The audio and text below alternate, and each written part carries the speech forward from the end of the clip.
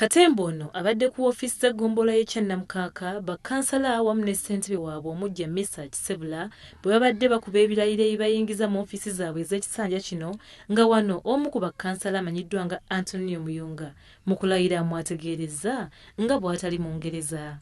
I, Nambazira Juliet Matovu, swear in the name of the Almighty God, solemnly affirm that I will give faithful service to this council and support and uphold the Constitution of the Republic of Uganda as by law established. So help me God.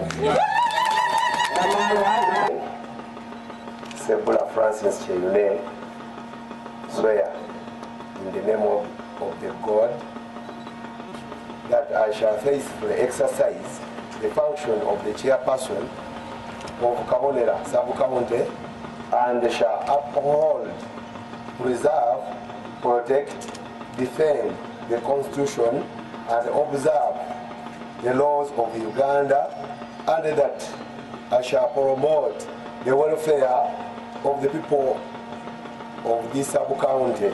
So help me God. Balayidde era abasinga oluzungu lubakaluubiridde ebigambo ne bateekawo ebirala ne batabyatula naye nga tebanenyezebwa kubanga era obwo bwe buyigirize bwabwe obugenda n'emyaka gyabwe n'olwekyo ekyo tusobola kukirongoosa mu ngeri nga bbiri. Engeri esooka nti abantu balayire mu lulimi lwabwe. Mu kulayira bakkansala abandi nabo bongedde okusasaba abalonda bwe balemeddwa okulayira mu lulimi Olungereza wabula bano balabiddwako nga mu kifo ky'okusoma ebibaweereddwa batankana bitankane. Muyimbwa Mwesige Lawrence, swear in the name of Almighty God, solemnly affirm that I be faith, bear true against the Republic of Uganda, as that I preserve, protect, defend the Constitution of Uganda. So help me God.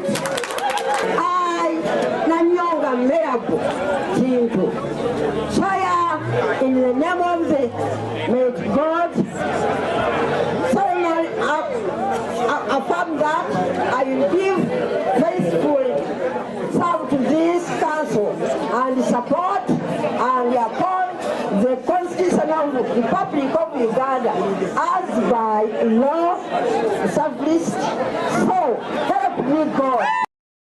Oluvannyuma ssentebe omujja ow'eggombolola eno Mesach yalayiziddwa amyuka akulira abakozi e Masaka Frederick Semwogerere. Ssentebe omujja Mesach mu kwogera kwe asiimye abantu b'e Kyannamukaka olw'okumusaamu obwesige awo n'abategeeza nga bw'ali ow'okukola ku byenjigiriza mu ggombolola eno awamu n'okulondoola ebyobulamu. Eggombolola yaffe ey'akabonera twetaaga ebeere ku ntikko. Eggombolola yaffe ey'akabonera ya byafaayo ya kitiibwa evaamu Katikkiro wa Buganda. Constituency evaamu Vice President. Eggombolola evaamu Gavana wa Masaka omulonde. Kakati yino evaamu ne Deputy Speaker. Kakati ate tutandika okukola ebintu bino. Tuloza tutule wamu tuze Masaka ku ntikko. Abaana baffe ki ekibagana okukola first group. Bakansalazi nga temunaba kuyomba mutegedde bulungi lwaki abaana baffe bagwa.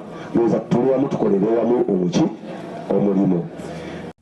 Mesach ayongedde n'agumbulula abasawo abeesulirayo ogwa Naggamba nti tebakola mu nnaku za wiikendi nti kajja kubajjuntuka kubanga obulwadde tebukola nteekateeka ng'ate basasulwa gavumenti.